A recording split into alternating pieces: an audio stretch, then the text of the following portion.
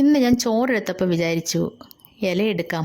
വാഴയില വാട്ടി അതിനകത്തേക്ക് ഈ ചോറും എല്ലാമായിട്ടൊരു പൊതിച്ചോറിൻ്റെ ഒരു ഓർമ്മയും വരും നമുക്ക്. പണ്ട് കോളേജിലൊക്കെ പഠിക്കുമ്പോൾ ഈ പൊതിച്ചോറായിരുന്നു കൊണ്ടുപോകുമ്പോൾ ആരെങ്കിലും ഒരാൾ ഈ വാഴയിലയിൽ പൊതിഞ്ഞ് കൊണ്ടുവരും. അങ്ങനെ ബാക്കി എല്ലാവരുടെയും കൂടെ ചോറ് അതിലേക്ക് തട്ടിയിട്ട് എല്ലാവരും കൂടെ ഒന്നിച്ച് കുഴച്ച് ഉരുട്ടി കഴിക്കുമ്പോൾ ഉള്ള ആ ഒരു ഓർമ്മ അതൊരിക്കലും മറക്കാൻ പറ്റില്ല. അതെന്തായാലും തിരികെ കിട്ടത്തില്ല നമുക്ക്. അപ്പോൾ ഇങ്ങനെ ഒന്ന് ചെയ്ത് നോക്കി ആ ഒരു മെമ്മറി നമ്മുടെ മനസ്സിൽ വരും. ആ പൊതിച്ചോറിൻ്റെ ആ ഒരു ടേസ്റ്റും അത് ആസ്വദിക്കാമല്ലോ.